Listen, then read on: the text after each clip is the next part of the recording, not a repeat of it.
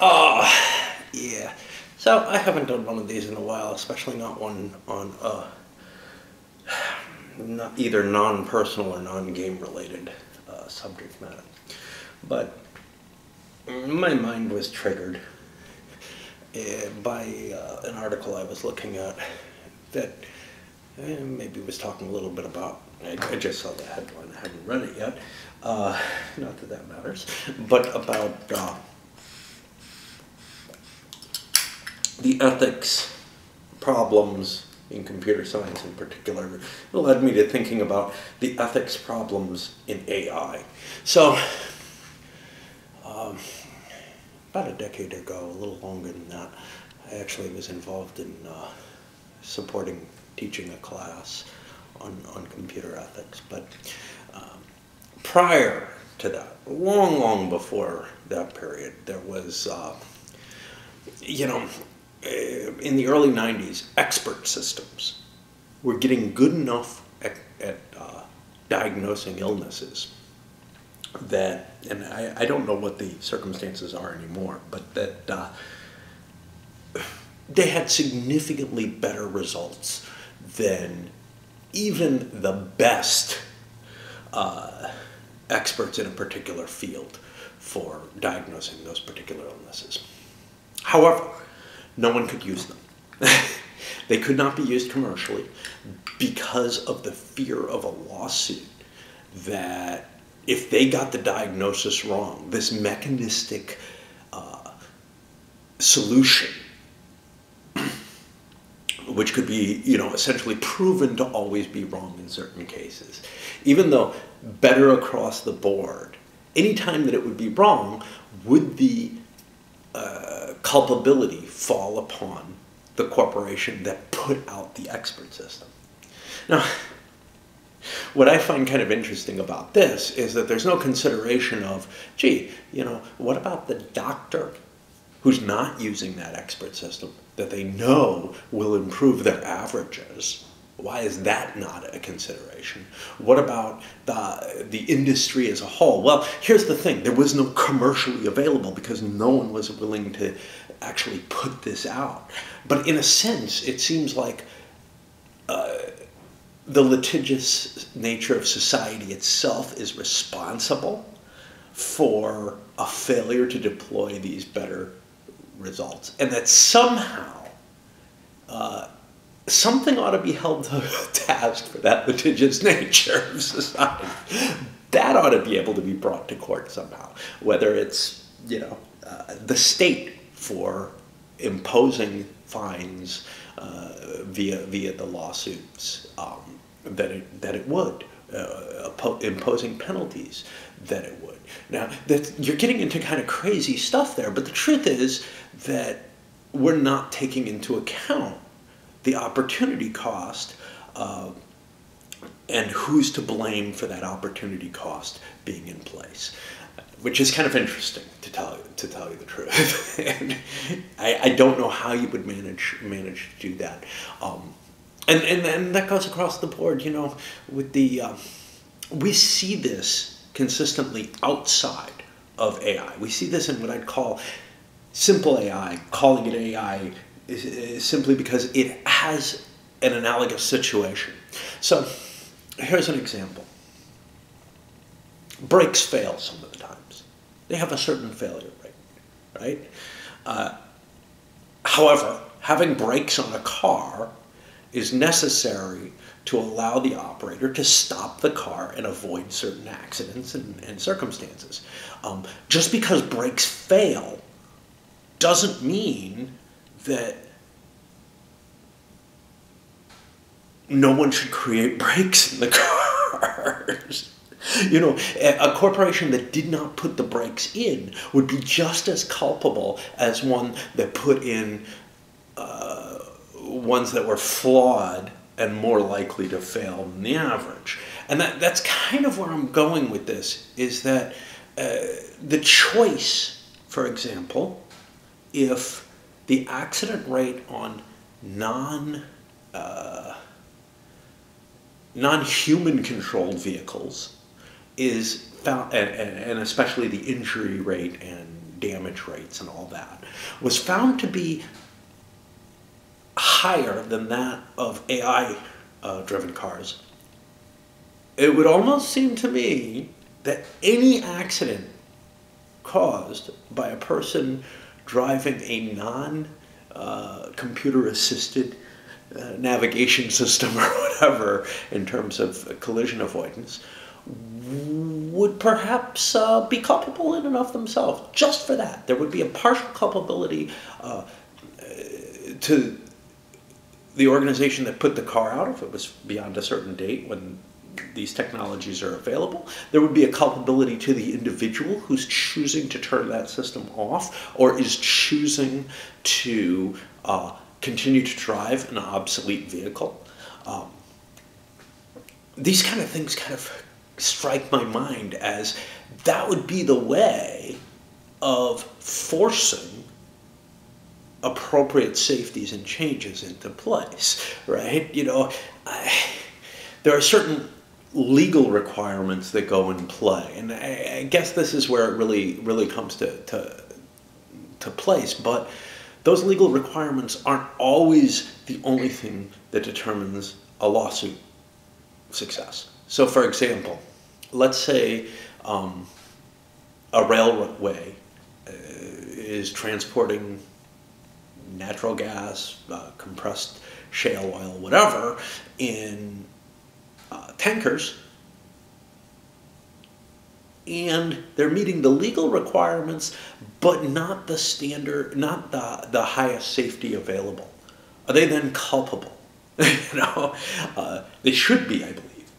I believe they should be partially culpable if they have not chosen to impose the rigors of safety that are in place. On the other hand, if the legal system is so clear that, you met the legal requirements, that's good enough, you will not have to pay a fine for that.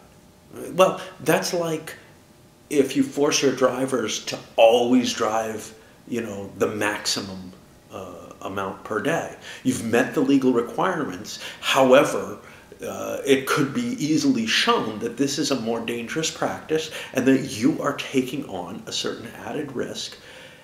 And that risk isn't just to yourself. And that risk ought to be allocated to you for having cut corners in placing it that way. You definitely get into some gray areas with that, though. I mean, there's no question that if you're not necessarily breaking the legal limits, however, you're knowledgeably causing damage that can be shown, or should be knowledgeable of the damage that you're causing, then you'd be culpable. Now, my assumption is I had a dead tree sitting in my yard. It could have fallen and hit somebody's car on the road someday, It could have happened. And my belief is that I, or my insurance company at the very least, would be responsible for paying for the damages there. Whether or not I thought about it, right? I don't have to memorialize, gee, I'm really worried about my tree falling on someone for me to become culpable of it. My knowledge isn't required, and therefore we shouldn't really worry too much about, whether or not corporations have done the appropriate diligence towards determining what risks apply to themselves and to others that they're inflicting on people by their operating principles that, maybe they're just not paying enough attention, right? There's this negligence aspect to it all. And, if that's the case, then the cost ought to be at least commensurate with the actual cost to society that these are being created. Whether or not there's some additional penalty beyond that. But the actual cost-finding side of this oughtn't to be, that's how much damage we see that you did, but maybe you shouldn't, maybe it's not reasonable that you were aware of this risk or whatever, and therefore we give you a reduction in it. No. I'm not saying necessarily that payoff goes automatically, to the person who's injured in the full amount or whatever. I actually don't care about that. What I care about is that the risk is paid by the appropriate people for the damage that they're doing. And the reason for this is actually, I took it with the AI thought, but, I'm thinking this is kind of the argument that environmental activists are putting forward. It doesn't matter how much you stick your head in the sand. It doesn't matter if, like ExxonMobil, and you're actually the leading experts at one point on the impact of what you're doing and what your product is selling, and the same thing with the cigarette companies. That might be an additional harm that increases penalties, etc., if you're the ones who are most knowledgeable and you hide that knowledge. To me, that's sort of not just a negligence anymore. That's going beyond the negligence, and that's going to an actual obstruction type situation where you have actually said, look, we are going to be facing this many lawsuits. We're okay with that as long as the public isn't aware of the damage, of the overall damage that's being inflicted on it. Yeah, in some sense, you are trying to prevent the just recompensation from being applied because you're hiding the data that might be responsible for that. And that's something that goes above and beyond any damages that you might have caused. The damages themselves should be assessed whether or not you've been diligent enough to figure out, what the risk actually applies to. In fact, you should be encouraged to study these things. You should be encouraged to be proactive in trying to avoid risk to the public, to individuals, whatever it is. You should always be careful. That is the thing that I think I see differently from the way justice has traditionally been looked at. My feeling there is that the traditional justice is you should try not to know what your possible harm is because it will make you more culpable if you actually know. And instead, I would view a situation where knowledge actually should be encouraged, but right action is the baseline. That is where you're going to be judged, not what you could have known, what you should have known. You should be assumed to be making the proper investigations into what your actions might be causing. And I think that's really the problem, because what we have is all these hidden costs going out. So, for example, carbon going into the atmosphere, not installing appropriate self-driving mechanisms into cars once they reach, and I think they actually have, a safety level that's higher than your average driver. Now, it is reasonable for your not-so-average driver to say, look, here's my accident record, and here's my reasons for believing that I am better than the numbers that you have out there. And they can make a fair argument of why they are not culpable for turning off that device. They can say, here's my, even incidental, testimony as to, look, I saw this thing, this self-driving mechanism, do things that I thought were too dangerous. And then you can argue, well, is your evidence that you've seen enough of a reason for you to have turned it off, saying, I am probably a better driver than this mechanism? And then, the questions of, are you deluding yourself as to your capability to drive compared to that? All that kind of stuff comes into play then. And, yes, it would make for messy messy decision making. But you know, it's not like the decision making is all that clean and clear cut as it stands. Anyway, it's just some thoughts on ethics and legal implications. And again, triggered by what I'm doing, because actually in my workplace, we're considering using some machine learning, ANN type algorithms to try and speed up our process. And thus, you know, by speeding up our process, we can get a better return. I'm in computer security. We can get a better return on the computer security of our organization overall, because we don't have the manpower to handle all the requests coming in. But the question is, the things that we miss due to these machine learning processes, and you know, once we have the data, we may find that the miss rate actually gets evened out, even on individual projects, simply because we won't be looking at as much garbage, right? So we may be less likely to be calling things out, just marking things as, yeah, this is okay, because we now actually have enough time to look at them, whatever. So there's a lot of different pieces of calculation going there. But the question becomes, the things that we miss over the organization as a whole also have to be considered. So if we're getting a much better throughput in terms of the number of lines of code that we're looking at, whatever, however you want to manage that, the number of different systems that we're looking at, however you want to look at it, the number of customers going through those systems, the number of systems per customer, or whatever, ratios that you're looking at.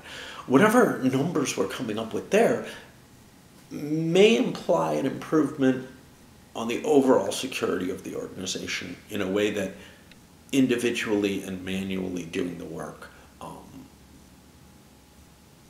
would not reflect better numbers across the whole board. Now, with that culpability, you could say, you know what?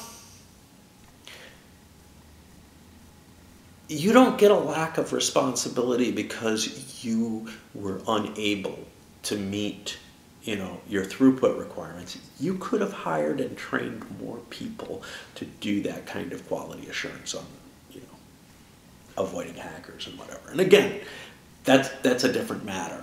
But if that kind of legal argument isn't in place, the kind that I was arguing for before, if that kind isn't in place, you still do have to take into you do have to take into concern the overall stance as opposed to the per instance stance. So people could look very, very carefully at each brake pad and microscopically examine it as they would during the design process, or you could sample, and make sure that the failure rate of the overall quantity is reasonably good. And both have their costs. Both have their costs to society, right? Each brake pad that fails has a certain cost that can be calculated. If you're willing to accept the 2% failure rate, well, there's a certain cost that you ought to be taking on for that acceptance, right? Regardless of whatever diligence you're taking, whatever, there's a certain amount of impact that this will have on society as a whole. And there should be, effect. I just bought a new brakes and they didn't work. Why didn't they work? Well, it seems like the brake pads were defective in some way. Even though there's no endemic problem at the plant, they are not doing everything they can to ensure that these are perfect. They have taken a cost-risk analysis into play and said, this is within limits. Anyway, those are some of my kind of unhinged and not very well legally considered thoughts. But I think that there's a general, to me, it seems like society has taken on yeah, we're willing to just say corporations shouldn't have to pay certain costs to their normal operating concerns because they have met certain legal requirements or because they've met certain standard, industry standard levels or whatever, when in fact, if the car wasn't built at all, there would be absolutely no injuries from cars. It would be other costs to society. The difference between those costs to society, though, for having a car, that's built into, or trucking or whatever you want to say, that's built into the desire for other people to have those vehicles, right? But the cost for failures should also be baked into the cost of utilization. And currently, I think that burden is not being held precisely where it should be. Maybe I'm wrong. I don't know.